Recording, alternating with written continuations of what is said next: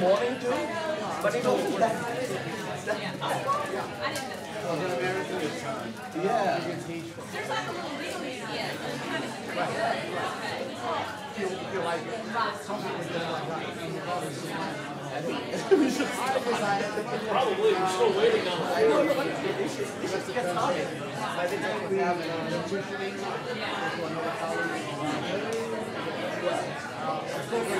that's from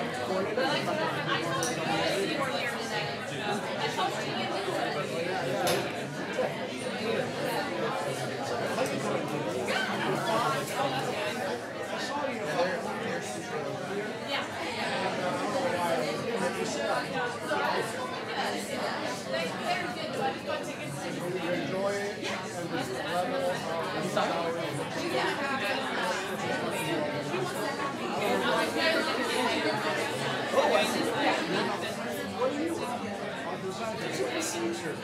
No, I was in the panel this morning too. I did it 20 minutes before that I know that I'm going to be on the panel. So I don't really collect my thoughts on what to say. But anyways, that one was on good. Well, that's pretty cool, actually. Yeah. Because, sticky and hot topic. But I think we had to go talk about what are the broader aspects that we should be doing.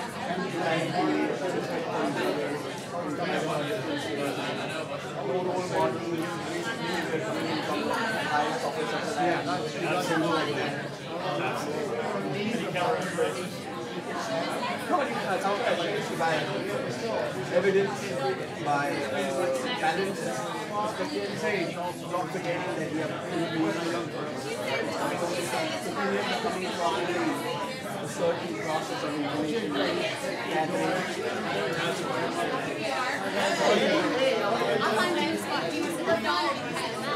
Hey, how are you?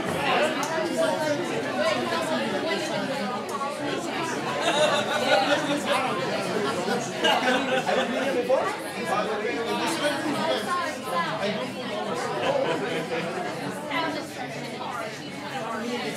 I come to the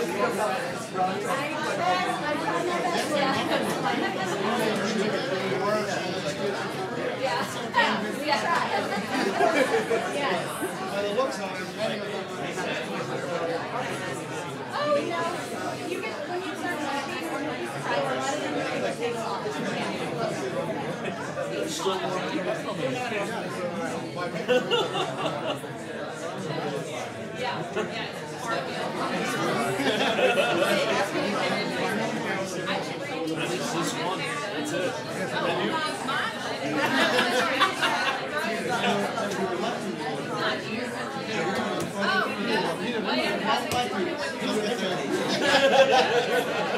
That's fair.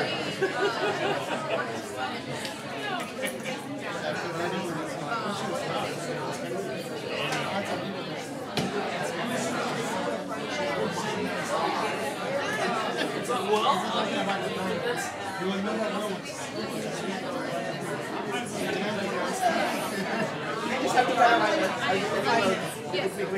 before the panel.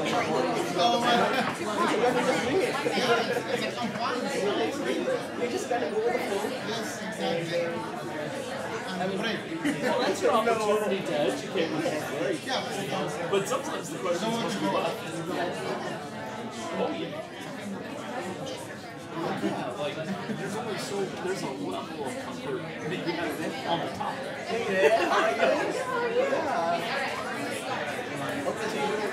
Harvard board is over there. Let's do that. Okay. I'm not telling you.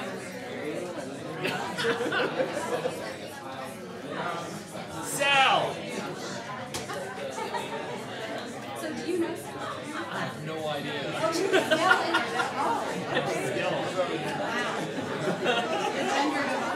I know, I was noticing that. It's insane. Okay. But usually a seat. Yeah. Yeah, you know each other. Oh yeah, my parents were dislocated from Pakistan, Lahore and Karachi. Then they came to India. My main family extended from my parents are from Lahore. I've got cousins in Islamabad, and I was born here in the States. Yeah, I just got my citizenship May 2011. May 11th, 2018.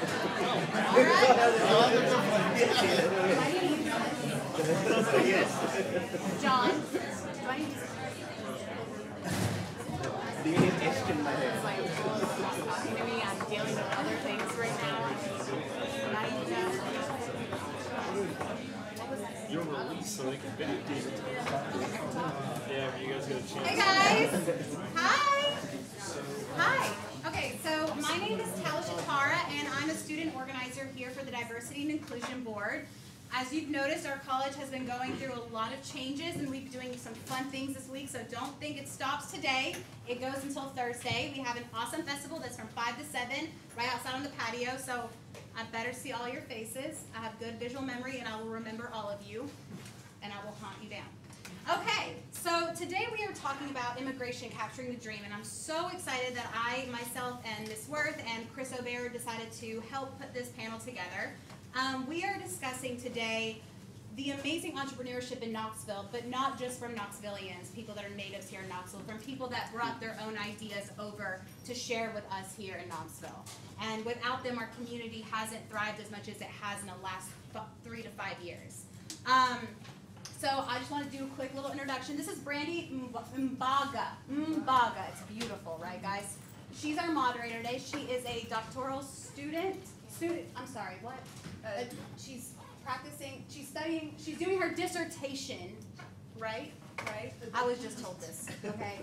Doesn't mean that she's not amazing. Doing her dissertation in communication. Explain a little bit. Okay, I'm a doctoral candidate. I'm just basically studying how organizations use social media during disruptive events. There you go. All right. And then we have Sal, Hasib, Yassine, and Barat. And without further ado, I'm going to let Brandy take over, and you guys will learn a little bit more about these 4 gentlemen. Thanks, guys. All right. Well, thank you all so much for being here today. A couple of house rules. Make sure that whenever we open up the floor for questions, or if you have anything to say, such as comments, be sure to speak loudly, because people over here won't be able to hear if you're talking silently over here. And the same vice versa. Also, whenever we're at the end of the panel discussion, if you could please just wait. All, like, not leave at one time or leaving a couple of minutes early, but if you could be respectful of the speakers and make sure that you leave once the panel is completed. All right? So hopefully we're going to have a good time, because we're going to start this panel off right. We're going to find out, first of all, from each of these panelists, not only your name, who you are, what you're from, introduce yourself, and tell us about your immigration story. The whole story? Well, I mean, just a piece. My name is Sal Di Maria. Can you hear me? I came here 6 years ago. I was 18. I came from Italy, Sicily, a small village. No running water, mosquitoes everywhere. Hygiene took a huge death toll on us children. Babies died almost every day, and so on. One day, the teacher told my father that it would be a waste to have me become a peasant like him, like my father, and that I should perhaps be encouraged to go to school and college and so on. My family saw that as, oh my God, the first time in the family someone would go to school. On both sides of the family, no one had more than a 3rd grade education. So I would be the only one. So they saw this rising star someday. Anyway, the opportunity came for us, years later, to come to this country. Now, to come here was not, you don't just cross the river or just get on the plane and come. Them were their days. You had to have a sponsor, and your country had a waiting list. Only so many thousands of people could come from your country a year. Yeah? So it took us 8 years. We waited on the list to come here. Finally, our turn came. We had the physical. The authorities, the American authorities, made sure that we had a decent reputation, no criminal records, no communist affiliations. Hello? So we finally came here, speaking not a word of English, none of us. My parents were 60 years old. So if you think about it, either they were stupid to uproot an entire family with 6 kids, or they had just very daring people willing to sacrifice themselves for the future of their children. Okay? So we come here. Within 2 days, they take me to an evening school. Them their days, they had the evening school for foreigners. This is Reading, Pennsylvania. Just imagine how enlightened those people were. And not evening school, because we worked during the day.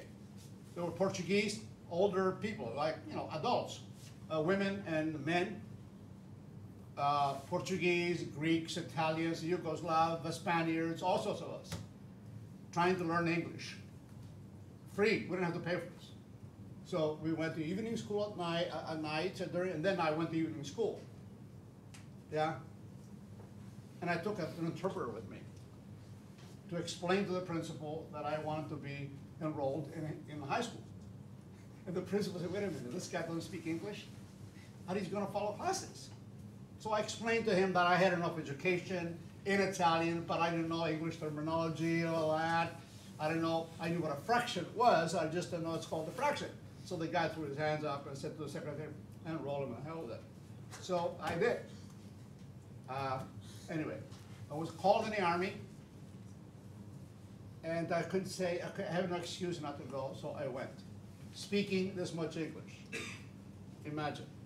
The fun that those boys from Alabama, Mississippi, and all that were having with me when they would call me, hey, you son of a bitch. And they did it on purpose, so they would get the reaction, you idiota, you imbecile, and they would laugh. And they continue calling me names so that I would react that way, just as you imagine. I was lucky.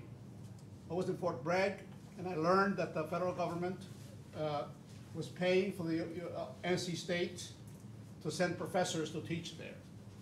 So I started taking night courses, college night courses. And I did a year of that. So finally, I got into the university like that through the back door because my English was not good enough to pass the SATs, you understand this? But I managed that way. So when I came out of the Army, I already had 30 credits, which means I already was a sophomore. So I went there, I did my sophomore, somebody said, look, if you're interested in languages, why don't you go to Chapel Hill? I went there, and the guy said, well, you're not a resident, so you have to pay out-of-state tuition. I was much older than those kids, because I was like 26.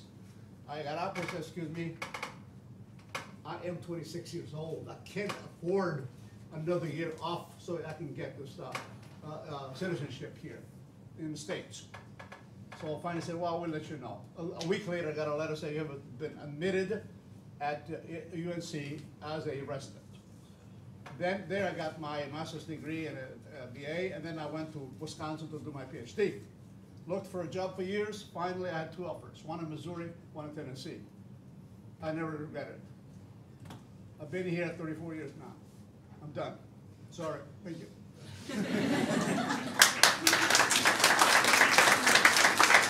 I don't know how anyone's going to follow this, so my perspective's different. My name's Hasib Qureshi. I'm a startup lawyer. I started off as an entrepreneur. I'm a self-taught coder, just a lot of random stuff. I've been in the music business for a little bit. UTK College of Law is my alma mater. I was first generation American. I was really lucky. My parents immigrated from Pakistan. My dad came over when it was, I think, 1976. He had a chemical engineering background. He came and he was trying to do his, I think, this business administration with a focus on accounting. He ended up dropping out last, I think, year or 2 because he wanted to go pursue a CPA license, and he was able to do it. His wife, my mom, came over 2 years after he was in the States, and then they had me for, I think, 2 years after. So I'm trying to get my timeline right. it's crazy that, so you're, I've heard your story. I've never met you before. I haven't met you before, and these stories are amazing.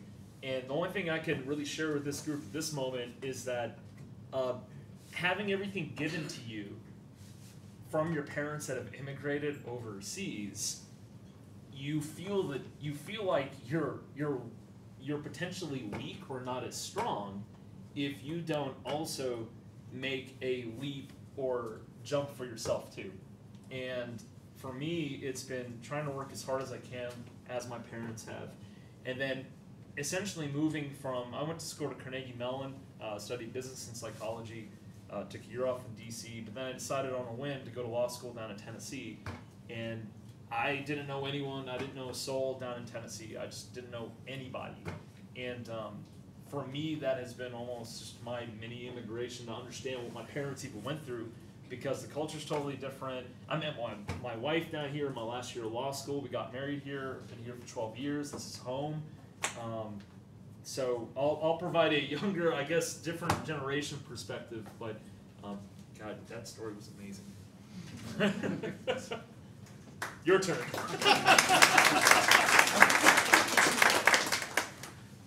Hi guys, my name is Yasin Tiro, as the sign say, but you can call me Yasin Falafel too. So it's like the same one.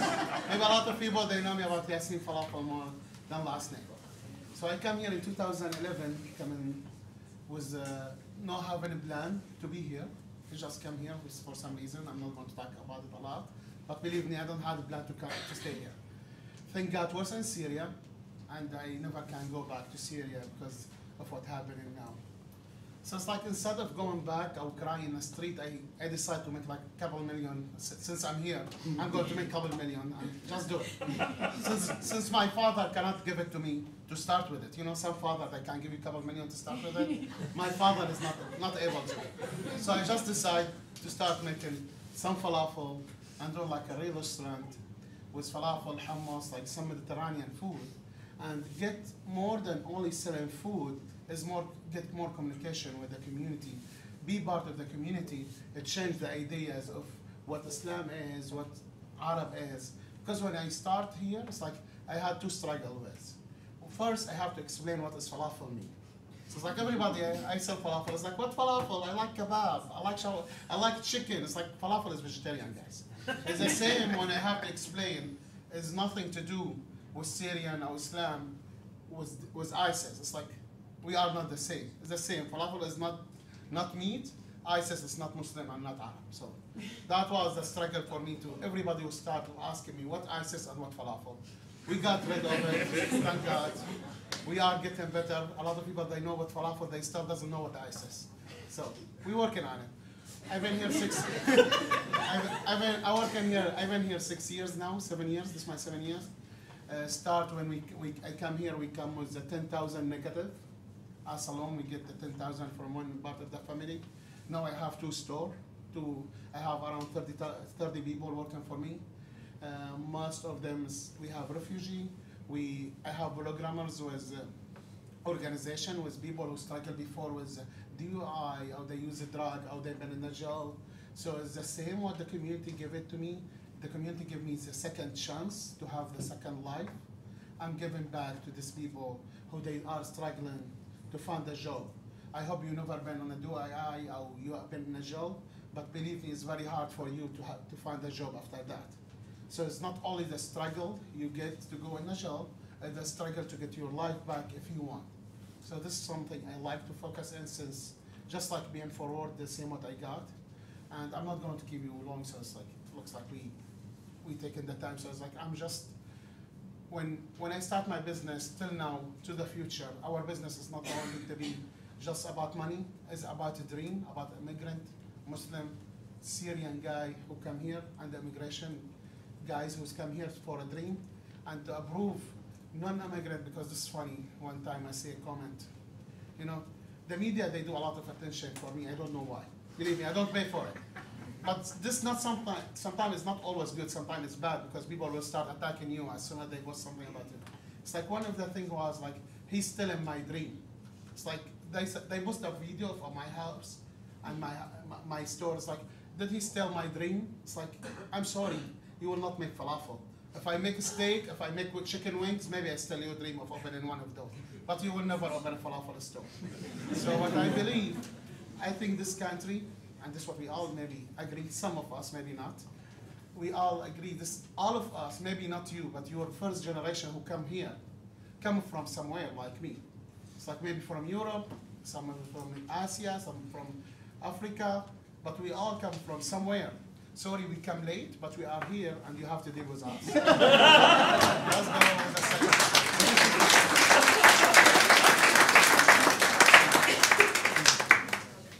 Hi, I'm Bharat Mehra. My journey is somewhat different. I'm a professor in the School of Information Sciences, and my area of work is on social justice for working with minority and underserved populations.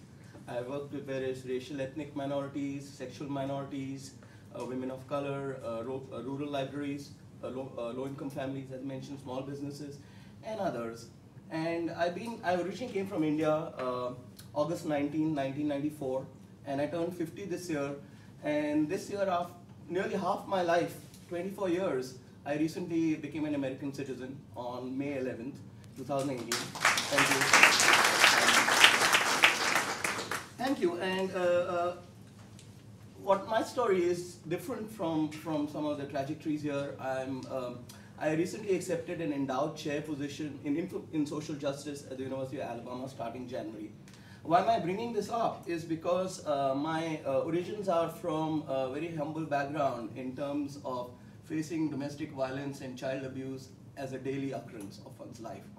And so my challenge was, over getting 2 masters and a PhD, how to integrate the quest of making the world a better place for people who are not, I don't see oneself as marginalized, but the people who have been given, have experienced raw or difficult circumstances, how to be able to work with them and be able to channelize that as a part of my professional quest, my personal journey, how to be able to channelize that in one's, as an academic, and be able to draw attention to these matters of social justice and social equity. So my challenge and part of my journey as an American citizen now has been to be able to weave in aspects of one personal motivation for what makes you wake up in the morning, making the world a better place.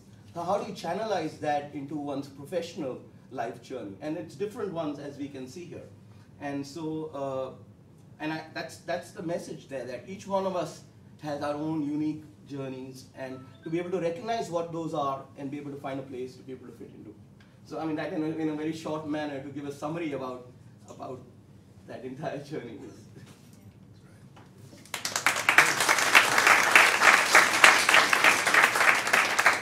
All right, well, thank you all so much for sharing your stories. I'm a firm believer that there's more that brings us together than what divides us or separates us. And one thing that brings us together are dreams. We all have dreams.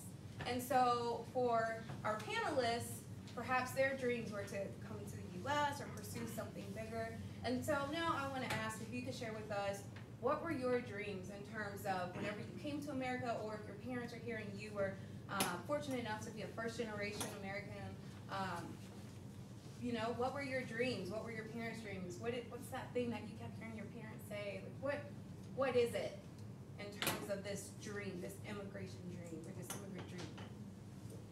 You're asking me? You all.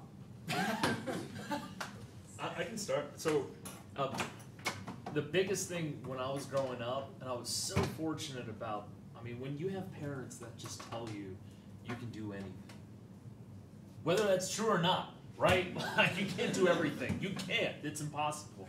But the fact that you can have parents that just would encourage you, that you can find the confidence to do anything that you want, is huge. So I grew up all my life hearing from my dad in particular, education's everything.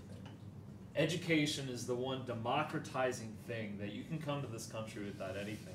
But if you follow education, this is my dad's words, you can develop the intellect and understand how the world works in a better way.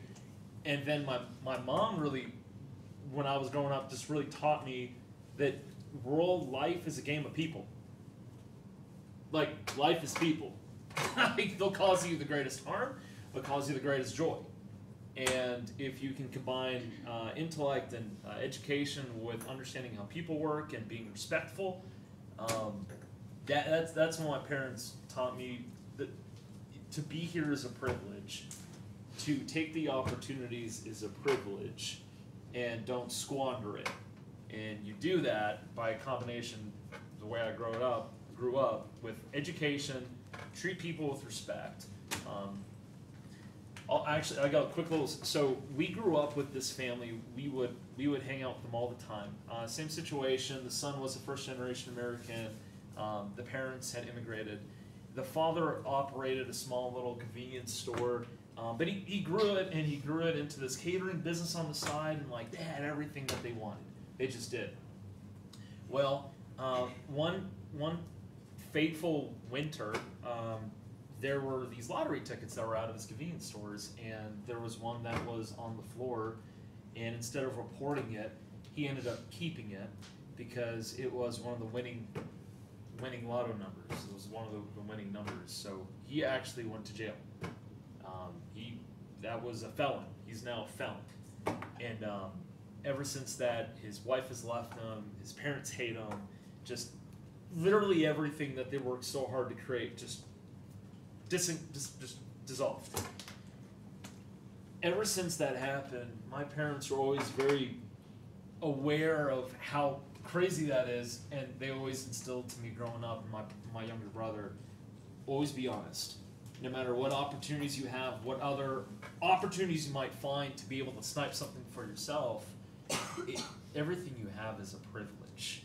Don't violate that. Don't put it at risk by doing the wrong thing. So that. Yep. Your turn. What? I gave you enough time. I didn't need the time because I'm about to finish a book now that I'm retired on my biography. But it is not a celebration of me because I'm not worth celebrating. It is the celebration of the immigrant. If I succeed in finishing the book the way I started, it will be a book where every immigrant could see his or her path, journey, dream. So, what was my dream? I didn't have one. I didn't have a dream. The dream was America. When I was a kid, I'm talking about their days, America was a dream, you understand this? We believed that money grew on trees. We believed that the streets were paved with gold. We believed all the women looked like, what's her name? Those pin-up girls of those days. We'll say Angelina Jolie, Megan Fox. Yeah, there you go. Well, those beautiful ladies, long legs and all that. We believe that. They are. We want to go there. We want to go to America. So America was the dream place to go. Some people were considered idiots, went to America, barbers and whatever. They came back with their hats and their big cigar and all that. They hell, he can do it. Imagine what I can do. You understand what this was? That was the dream. America was the dream. And I would say that all the immigrants that we have, whether they come from Mexico or from Europe or whatever, I say that 99% of them come because they want to better themselves, and not because they want to exploit our system, our institutions and all that. That's stupid. People leave the world they know because they believe in a better world somewhere, which is America. How many people immigrate to Russia? So that was our dream. That was my dream. When I got here, I began to work on it. But one thing, and I stopped. One thing was when that teacher, and this for us teachers especially, don't forget, I was a third grader. The teacher put in my parents the idea that I was college material. And that was the end of it. From then on, the whole family put all this idea, pressure on me that, well, you're going to save the family. We never talked about whether I should go to college or not. It was a given. Anyway, I think that's enough. Well, the American dream, I'm also a gay person. And so the American dream for me has been to challenge the hegemonic patriarchy, chauvinist, heterosexual norms, racism, all the isms, starting from, and the passion kind of emerged from home, from family structure, to try and to stand up for my mother and to challenge that, and then be able to continue making sure that the perpetuation of abuse and violence doesn't happen on various fronts. And so we then, having come to the United States, the journey was how to find my own voice within these processes of internal and external environments and circumstances that we encounter related to many of these shades of isms that we have to deal with. And how to be able to find one's voice and be able to address those kind of imbalanced, dysfunctional misuse of power that happens. And of course, it's a life quest. And so it doesn't happen in one instance. You learn and you gain insights and you move forward with it. But how to make sure that one doesn't get derailed?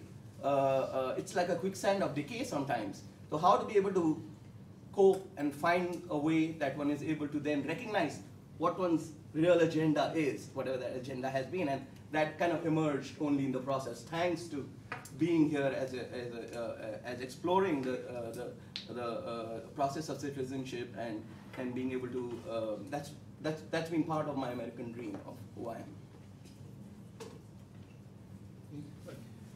So as I told in the first, I never had a plan to stay here when I come. So my dream was to go back to Syria. After I come, it's like, I can't wait to go back to Syria, other stuff. Till, as I told you, things got very bad in Syria and never will be happen. So now my dream is different. Since I decide this is my life, my kids, they are American now. They doesn't have nothing related to Syria. So it's like now I have to leave the American dream. One of my dreams, I hope one day we will not have to do this again. The diversity conference. You guys, I hope America will not need people like me or like Hasib or like Mr. Sal or Baharat to come here and talk about immigration. I think we should go above and behind this and done. My dream will not talk about the Black Lives Matter anymore. That doesn't mean we don't want to talk about it, but I hope we will not need to talk about it. There's like no reason to talk about this. This is my dream now. One of my dreams, I want to follow Mr. Sal and go and write my first million book one day. I didn't make the first million yet, but I'm in a way, I'm going to bake it and I'm going to write a book. As I already have the name, nobody steal it please. My first million is a serve for me. So it's like, this one thing I want to make it. I want to be like, on one day, when my daughter or my granddaughter children, they will not tell immigrant to go back. Because we all, again, we come from somewhere. Your first generation was an immigrant who come here. And unfortunately, we have people now fighting immigrant. It's like, it doesn't work that way. I believe in this country, no matter what's happening now, bad or good, in the White House, in Washington, and wherever it is, I'm not going to go political, don't take me there. So it's like, well, no matter what is there now, they are good or bad. Everybody has different belief. They are going to leave. 4, 8 years, done. This is a good about America. But you who are going to stay here, your people, your kids, your parents, the people of America. So I hope one day we can all agree that it should not be the same, but we have to find a way where we can agree in something, will make it work. Because like the problem here is like what something I don't like, it's like you have at some point to decide if you are Democrat or Republican. If you like Coke or Pepsi. It's like, it's like, why I have to choose one? Can I be both? It's like, this is the thing. It's like, one thing is in the food, one of the sauce, I don't know if anybody eat here, I'm very proud of it. It's a garlic sauce. I call it a white sauce. So good. So it's so good. So good. I fight with my chef. I had a chef from Egypt. He's Arabic. And all his life was making, the sauce was only garlic. He put garlic and oil and some salt and pepper. It's like done. This is a garlic sauce. So I fight with him. I fight with him till we change it. So it's like, this is not how we make it. He was like, tell you what, this is not how we make it. He used to make the same things. And this is what bothered me here. It's like, this is not what we think. It's like this. It's very hard to change someone's mind, even for better. It was really hard for me to change his mind for better. So this sauce now is it's a real story. It's a mix of the garlic sauce in Syria, in Spain, and the tzatziki sauce here. So it's like it's a mix of all of three sauce together when I got my own sauce and everybody love it. So it's like people are scared of new things. People are scared of, if you don't know somebody, you just automatically scared of it. That's what I hope, like, this is what I'm working in, this dream now. It's like, I hope one day we'll all have this, we all work together, even if we go out of our way to make this world better. It's not for us, maybe for you, I'm too old. Mr. Sal younger than me, so. It's like, we want to make it for you guys, at least you are the youngest people. So I'm going to, my dream to get it better for you, to leave this world in better place, and better place for my kids, and for the next generation. I think this is the most important for me, and this is what I'm dreaming about. Great.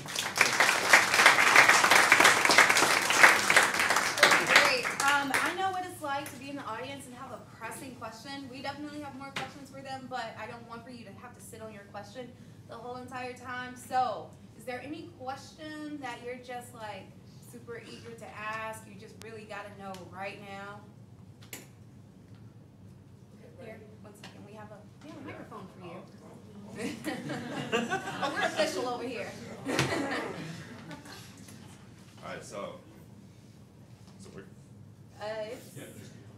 Yeah. so my question to all of you was: you feel any kind of pressure to succeed as you were growing up? Yeah, I see Look at my face. I see your face because I was mostly thinking about you when I thought of that question. Well, obviously Sal and the other two as well.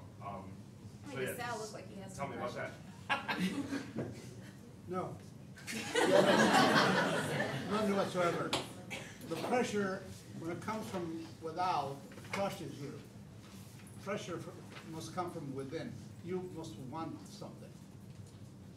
I'm a teacher. I've been teaching here for 33 years. I publish continuously, but not because somebody said you better do that, or because once you get to a full professor, you don't have to publish anymore. I continue to do that because I had this need.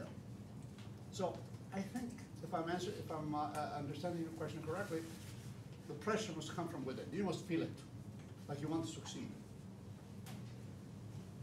I don't know if that's enough, but. Yes, totally. Having parents that came over here and went from 0 to like, not 100, but like 0 to maybe 80 or like 90, right? Like they've worked their, can I curse? Is that okay? No, you can't. Probably not? Okay. No.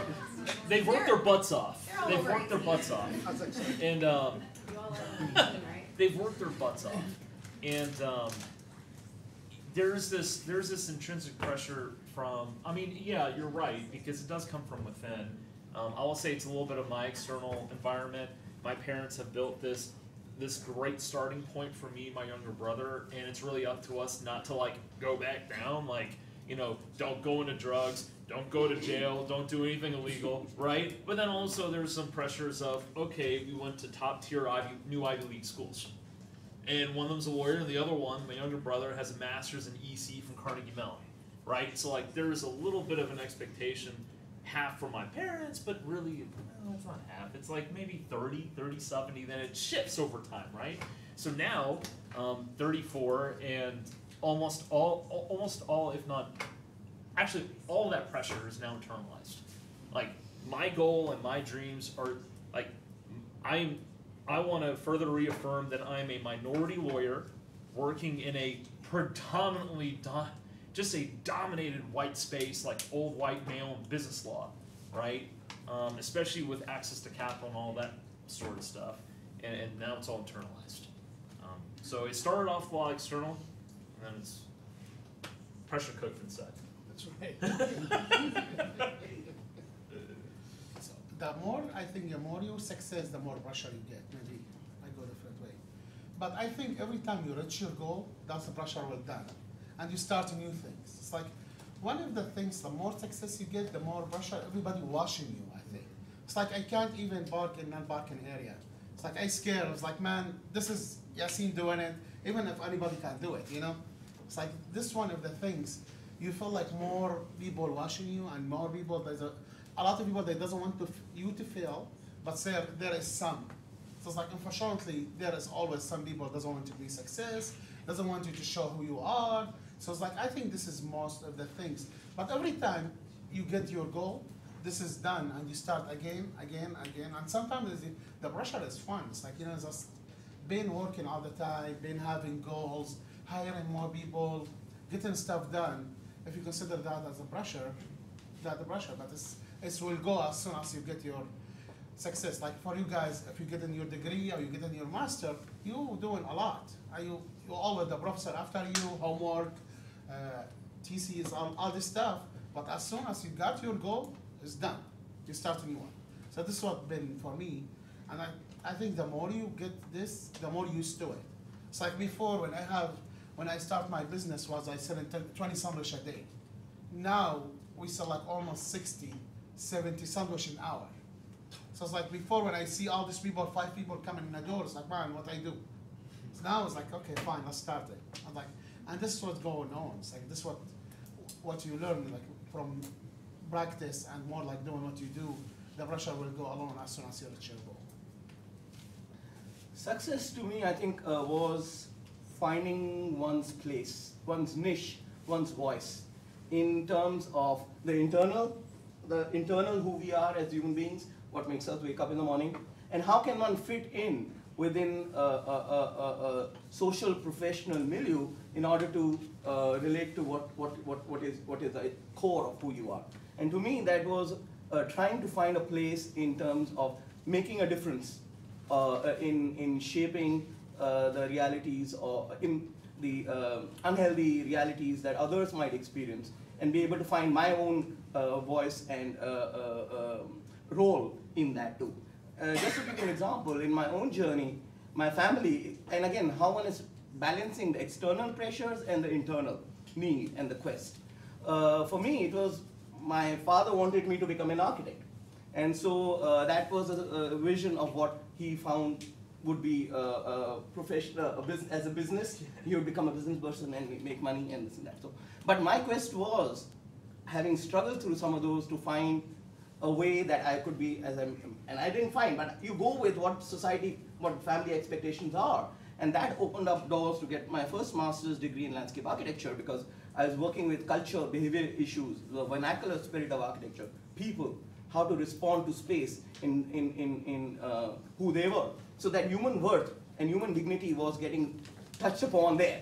But then one picked up on that thread and got into my first master's degree, where I had a chance to work with African American women in East St. Louis Action Research Project, where one was working with the neighborhood coalitions and neighborhood groups to help establish the cultural and physical fabric of the city. Along the way, I was also coming out in my coming out process as a sexual minority. So I started working with LGBTQ communities also in seeing what were the issues that they were experiencing there. How can one make things better? My second master's was in South and Middle East Asian Studies. So again, I also had a chance to work with the South Asian Indian diasporic community, and again looking at how can one empower in terms of playing a role as an activist to make things better in how society, public perceived the South Asian community. The 9/11 elections, the 9/11 terrorist attacks had just happened, and so again working with on different shades with different minorities, working with public perceptions, and then being able to kind of bring about mobilized change was what I understood to be in terms of my dream and in terms of what I measured success. So it's still an ongoing journey in trying to find one's place in within that internal quest and what the expectations of society and professional and all that stuff comes in. So bringing in this topic of social justice within our information and communication professions, that's been part of my story there, and been continuing to make a difference in that manner, in being able to help our students as information service providers to be able to integrate some of these aspects in the difference that they can make, including their empowering themselves in the way.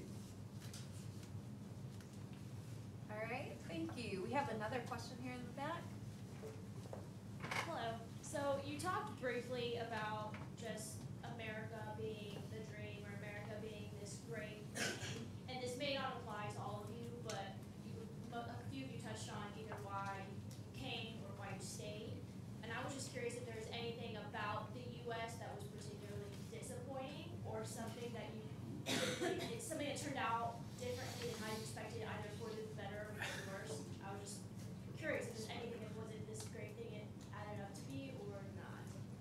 you all hear the question?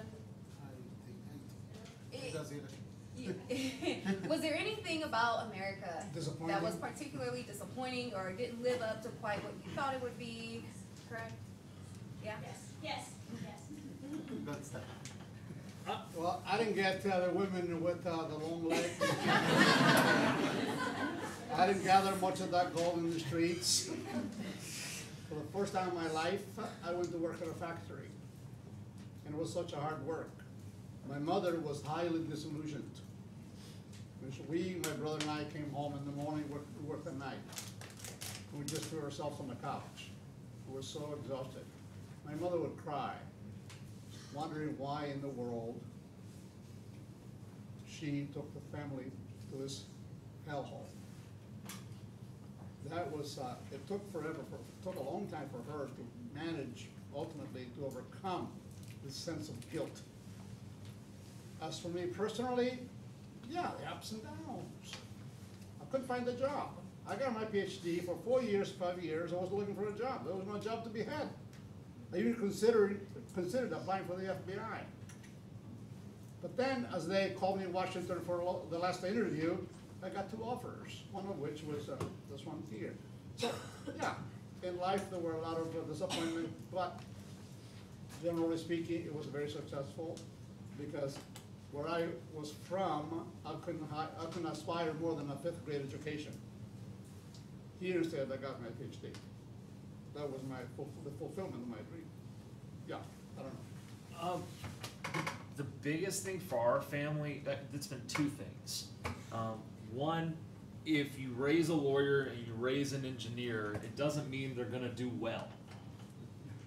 Like, doesn't mean you're gonna make 100,000, 200,000. It means maybe you're not gonna, have to be poor and you're not gonna have to live on the street, right? Like, whatever economic opportunity you have, you still have to start somewhere. If you're privileged enough to get education, you have a great starting point, and then the pressure's even on to not mess that up. So, me wanting to start a business or 2, that was something my parents they had a hard time understanding that, even though my family's filled with business. And so, when I got out of law school, I didn't have a job. I mean, when I got out of Carnegie Mellon, I didn't have a job. Like, I just started making businesses. And that was really hard for them to process. So that was one, like, their American dream looked different than what I wanted, right? And then the other thing was cultural relationships. Like, I've grown up in Northern Virginia, all my life, and I'm sorry, but, like, I like people who don't look like I like girls that don't look like me. And, and I'm married, the picture's not coming up, but, like, my wife is white, blonde from Strawberry Plains, like, totally different. She's from Straw Plains. And it has been a long journey for my mother in particular, who really raised me and my younger brother, to understand that we might not be marrying within the religion and within the culture. And that expectation has wreaked havoc on our family dynamic and ultimately grew us stronger because she didn't raise, knuckleheads. Like, we all love each other. But those are the not necessarily disappointing, but those were great challenges we never saw as a family coming up. Well, the challenges has been trying to internalize this expectation of belonging and what a home is, what a community is, what an identity is, and there are all these shades of identity that creates who you are. And so to be able to negotiate and understand who you are because of that, and not allow yourself to be controlled, that I have to fit into this community or this community. I can be a gay person and I can be from India. And so that has been partly the first question that some people would ask me before, and I didn't know how to answer that. Are you married? That was the first thing that people ask you, right? As South Asians, are you married? And I had to find a voice to be able to say, no, I haven't found Mr. Right yet. But how to find the words to say that was an interesting experience of self-reflection and understanding in that matter. So that was one thing. I mean, how to mix elements of one's different identities and recognize that you don't have to be controlled and fitted into this aspect or this aspect. And that kind of relates with one's sense of belonging and home. And so recognizing what is the importance of that and how much do you allow that to control you in shaping who you become. That might be part, but I see it as an opportunity, and the fact that I'm here and can be able to try and find my feeble words to indicate some of those elements to you is still an act of empowerment which I could have never found any other place. And so it's my dream to be here, and I'm here. Actually, I don't like to talk about negative things, but I'm going to go with everybody on talk. So for things, I was really disappointed that you guys drink the iced tea with ice. It's like we drink it hot, guys. Everyone in the world, we don't drink iced tea. So it's like, this was the one thing. The other thing maybe is less negative than that. I was really surprised, with all the respect to my American community, I call it my American community, a lot of the people, they doesn't know anything out of Knoxville. It's like, man, we need to get out of Knoxville. I know people, they never been out of Knoxville, or they never been out of Tennessee. It's like, where are you? It's like the only things you get in from some media, what they want to, who pay for more, you get more information of what they want. This is what surprised me. A lot of people, they think all Muslims are Arab, all is Muslims. It doesn't look like that. It's not everybody Muslim in Arab country. We have Christian, we have Jewish, we have non-believers. And the same outside, like here we have an American Muslim, they are not Arab. So it's like, I think that the most shock for me is like people, not everybody, again, I'm not saying we are the most educated people who come from outside, but when I come here, I know it's not all American are Christian, not all of them Muslim, not all of them are believe. I think that's the basic things. And like the most things, like people doesn't go out of their box. Who watch the CNN news, they always watch the CNN news. Who watch the Fox News, they always watch the Fox News. It's like, I think this one thing we missing in our community. Going out of our box and talk to the people. Going out, like I went to some event where they are anti-Muslims, they are anti-immigrants. Like, tell you what, I'm coming to you. It's like, because this is what I want. I want to meet you because I'm going to change you if I can and give you the better ideas. Or I'm going to change myself if I have to. Tell you what, if you have something against immigration, and I have to talk about it. I think I have to learn it. And tell you what is the good things and what the bad things. It's like, this is one thing I was missing when I came here. One more thing, maybe you guys not notice it and you consider it as like adults, the relation between the family and the kids after 18. It's like, you guys, as toward 18, 21, everybody want to move out, everybody want to go somewhere else. What is fine, I like it, I love it. But I want my kids to be more in relationship with me when they go. That doesn't mean I'm going to control them. But I want them to be with me. I'm not like, oh, we are in like Chicago and we are in Knoxville and they are in Chicago. I'm going to visit them every month, every 3 months. I'm not going to miss this communication with them. It's the same requirement from them to come and like not come always like, hey, this is my boyfriend. It's like, okay, fine. What about his family? What about his life? Is this the relationship between kids and family? I really was missing that in Syria. Talking to the teachers here, since we are in UT, it's like, you know, back in Syria, you can't just call him in his name. It's like Sal. It's like, no, it doesn't work like it. Mr. Sal, Teacher Sal, it doesn't work like, it's good to have this relationship, but I think the teacher here, they should have more respect and more money. Because they are who educate people. I think they haven't the less money ever. So it's like, one of my guys who work at the falafel store can make more money than teachers.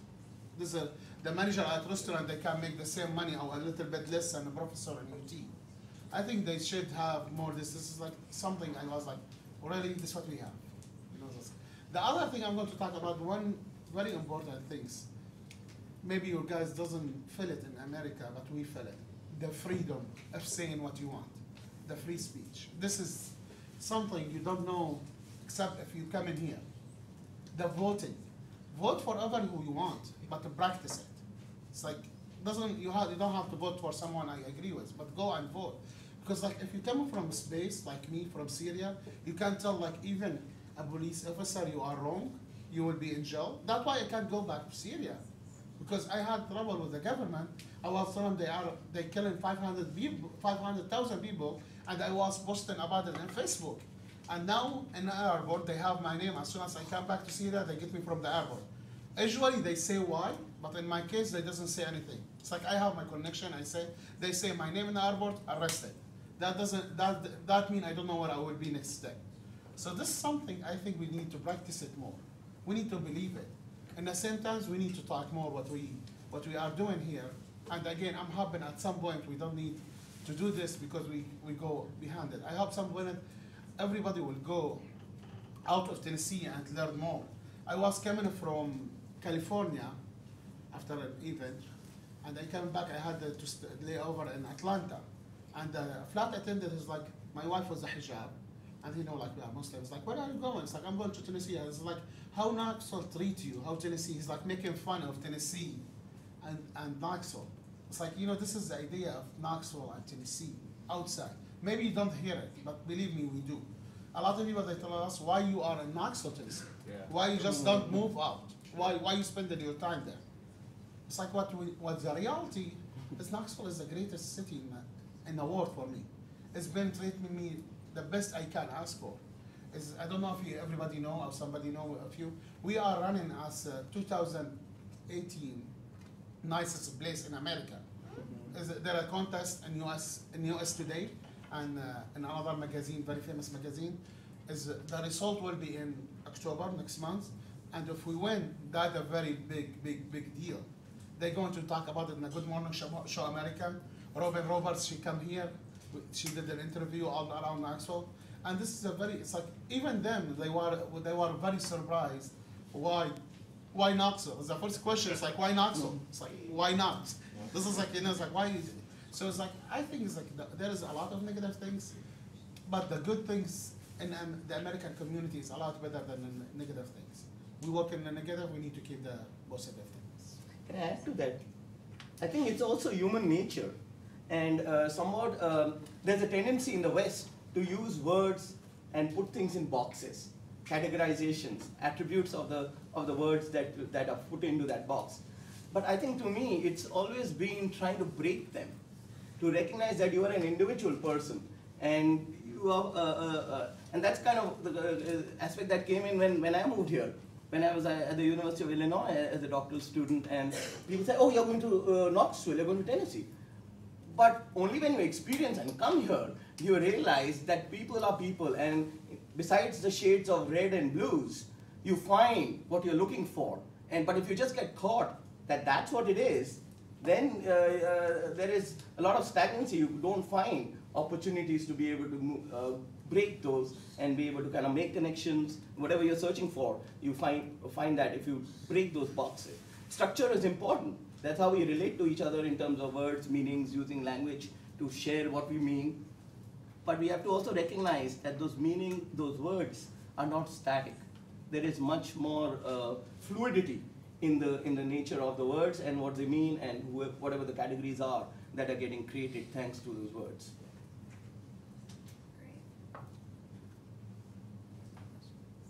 I have something to say. Oh. Say it. I think there is an intrinsic duty to be able to show the rest of the world, and let's say people that aren't traveled, on an everyday micro relationship basis, that how awesome people of color are. Like, for instance, like, because there's some people, like, my brain thinks about this. I want, like, a little white baby in a white family. That little baby maybe has not seen any color, for instance. And so if you go by, and let's say you're colored, that might be like the first interaction that little baby will have of someone of color. That's insane. Like such a little transaction, like a little relationship. But that could be like the seed, 20 years later to be like, they're okay. What's the problem? And so ever since moving to Tennessee 12 years ago, I mean, When I was first month in a law school, me and my friend who's Indian, we were driving around. This was Friday night, and we were right behind the law school in the fort, and we got pulled over.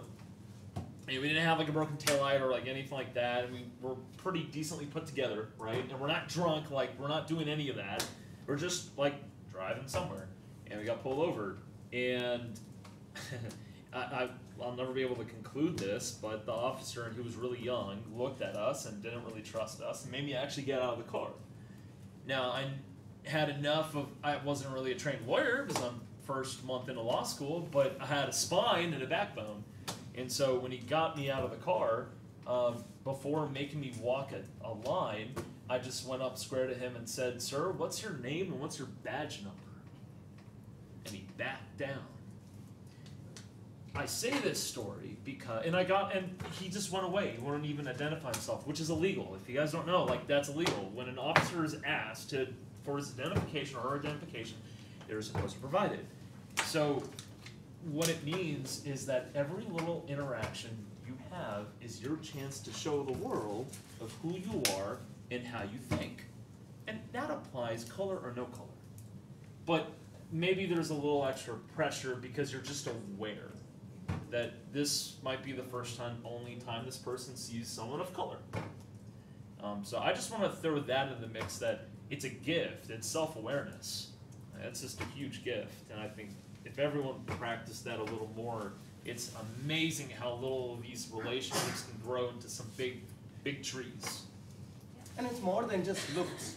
It's also, when I open my mouth, yeah. There's a curtain of separation that comes in people's, I can see it in their eyes and sometimes and their behavior because I sound different. And that's so problematic when I'm talking on the phone. How to convince people that I'm not stupid or whatever they are perceiving about me through my accent is and how I try and attempt to, sometimes it's difficult because it hits you deep down in your, at an emotional level. But how to address that in really, it's not personal really it's not, even though you are the one who's experiencing that. And how it is to be able to try and show that you are a person. Again, something that I mentioned this morning, the basic humanity. That you are a person and helping recognize some of the biases that might emerge thanks to our social constructed experiences differently. And to be able to try and draw attention to that, that sometimes has worked, sometimes it's not. I suspect that some of the folks in here with southern accents can identify with that. Yeah! Yeah. Well, I know for me, my father is from Mexico. And being that, you know, in every culture, there's kind of these ideas, beliefs, stereotypes, if you will, that we kind of put onto people, kind of as, you know, they're saying you kind of put people in a box, or you tend to group and associate people with this identity because it's easier for us to think in terms of groups and associate everyone with this particular stereotype or evaluation. And so I'm curious, Sally's been a little quiet. I'm curious as to what kind of, and I think, Yasin? Yes. Yasin. Yeah. Okay, you kind of I was looking at them, it's like, you've already kind of gotten into it where you know, you've talked about some of the misconceptions that you've had to kind of deal with being here in the U.S. So for each of our panelists, what are some misconceptions about your identity or about your group identity that you've experienced here in the U.S. that you're like, let me just set the record straight. Let me just clear this misconception. Because, for example, like my dad's from Mexico. He's not illegal, so. Yes, yeah. Yeah, exactly. As I told you, ISIS was very famous when I came here. Everybody was like, it's all in Syria, support ISIS. They kill more Syrian, ISIS kill more Syrian than anybody else. It's like, this is the people who doesn't understand it. I always tell my people, like, as the Muslims, as Arab, they kill us 2 times. This group, they kill us 2 times. When they kill us in real life, when they cut our heads or something in Syria, unfortunately. And in the same times, when people blame us for their mistake, it's like, come on. We already been affected with that. And you blaming us again? When people saying we don't going to take any refugee in Syria because of ISIS, come on. So it's like, What do you want? There are cities under the ISIS in control, been for 5 years, or 6 years now. I'm like, they're scared, they've been out of school since like they are 2 or 3, just say that, or 6 when they go to the elementary school or the stuff. So what you expecting from them when they are older? If you leave them in an evil hand, it's like, take them out. This was, people doesn't understand. We are, as a Muslim, we are very affected by the bad group, and a lot more than an American people. It's like we are in a very bad situation. The thing is like when the Nazis things happen in Europe against the Jewish community, everybody was willing to help the Jewish community get out of the Nazis' control. For me, ISIS and Nazis is the same. It's a radical group who kill people for different believers. They doesn't sound any different for me. So it's like, why at some point we want to help the people what is the right things? It's like, yes, we need to help the Jewish community to get out of the control of the Nazis. But at the same time, it's like why we have to leave the Muslims and the Muslim kids and non-Muslims even. Like why you have to leave the Syrian or the Iraqi in their hand and like even close doors. It's like there is no visas. There is like you can't go outside. It's like, so what do you want from these people? You want them to die or you want them to be part of that? It's like if you just say, never happened in Knoxville, but just say some bad group, they got Knoxville, they got control in Knoxville, and nobody, all Asheville closed the door, Nashville, all these people, they closed the door. And there is a group of people who has the power here, they have the money, they have the food. It's like, what do you want the people to do? If they doesn't work with them, they will be die of hunger, they will not get no medicine, they will not get nothing. If they try to go out, they will be shut down the door. It's like this one was like, really, it's like, we need to work in that and understand the difference between just regular people who just believe in dreams like me. They come here and they want to work, they want to live a better life, and then people just leave them in the evil hand. This was like the most things is like really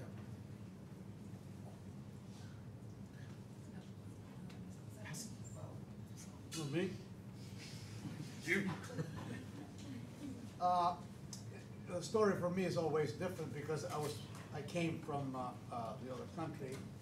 When I first came here, I had no idea what discrimination was, racial discrimination. I had no idea. When we first came here, we used to go out to Saturday night. I remember once going to a bar and the guy at the doorman says, "No wops allowed here."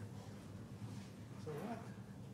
I learned that there's such a thing as no wops, no dagos, and so on. The good part about that is that Italians stopped coming. So what happened at the same time is a lot of these Italians became doctors and lawyers, engineers. They integrated into society. So that that prejudice is almost gone now. Still there, Nixon is the last one. I don't know if you remember. You remember who Nixon was? He called the judge who ordered him to turn over the tapes. He called him that WAP. But that was the last big example of this kind of discrimination. But now I think that discrimination is almost over. And this is typical of every discrimination. As time goes by, you integrate into society, and the prejudice slowly deflates, and you fall into the big pot. That's my take. Now, this may not happen for Hispanics right now because they keep on coming. So you always have the Hispanic who doesn't speak English, the Hispanic who, you see what I mean? But the Italians, they stopped coming. So those who were here, the first generation, second generation, they melted very easily. For those people who keep on coming, the melting is much, much slower. I think I would say the aspect of intersectionality, that we have different shades of race, ethnicity, gender, sexual orientation, income, education. We can't say all white people are this. We are different life journeys that have happened. So I think it's, to me, what's been valuable has been recognizing the different layers of intersectional aspects of who I am as a human being. And recognizing, of course, there are privileges associated with all those different, as a male, firstborn son, I have a different experience coming from India as compared to my sister, younger person. So one has to be able to question and recognize those things in one's own self, reflect on them, and then see how that informs our relationship with each other. To be able to reveal the layers of these onions that I mentioned this morning, and be able to recognize what is it in terms of who you are because of those identity markers and socially constructed aspects, and how can you challenge them? You're not in that box of any of those. You are a human being, a separate individual person, whole person who has all those aspects about who you are. And to kind of get that across to each person, I think that's one's idea about the human connections that have gone a long way in terms of strengthening one's journey.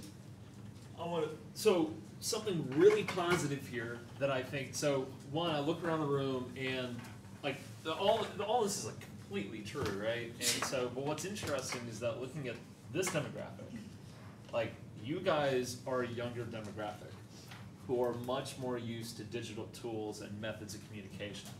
What I find is fascinating about that is that how do you get around skin and boxing and those categories? You go by genuine interests. And what's amazing to me is that now, you guys live in a world of hashtags and interests and location tagging that transcends any of this. Like there's no talk of religion or race or culture, and there can be. That's obviously true, right? Go on your Facebook feed, find someone you're not really friends with, and find their friends, and then you'll see it.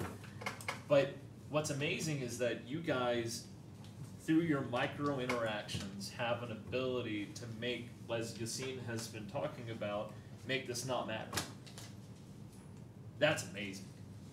That's sheerly amazing. So I just encourage anyone in this room, next time you're introducing one person to another that don't know each other, and this could be white, or like brown, or whatever, but I'm just saying, when you introduce someone new, instead of introducing them by what are they majoring in and what do they do, introduce them by their character or their personality. Just see what that does for you in your life, and then do that for a few weeks, few days, few weeks. You'll see in a few years the cumulative effect of what that does with your mind and other people you introduce, and all of a sudden, all this stuff doesn't matter. Awesome. Well, I hope what we all can take from this is that we all are very similar.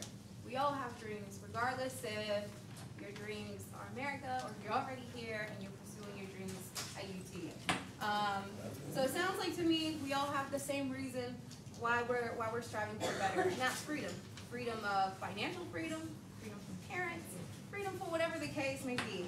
Couple of closing thoughts is that first of all, immigrants should really receive a lot of credit because it takes a lot. For some of you, I know you guys are undergraduate students, you may have come here from California or somewhere else far away, New York. Like, kudos to you. I give you guys the same exact credit because to uproot and leave from something familiar and go to somewhere where it's not takes a lot of guts. So first of all, kudos to anyone that has uprooted and transported off to somewhere else. Going to what Sal was saying, he mentioned this comment earlier that he's not worth celebrating. I want to remind you all that we are all worth celebrating. And last but not least, going to something that Yassine said, we all came from somewhere else, so let's just keep in mind, some people just got here a little bit late, and that's okay. Do you have any closing? Yes, I'm Alice Worth, and I am the chair of Diversity Inclusion Week. I want to first again thank the distinguished panel for sharing their insights.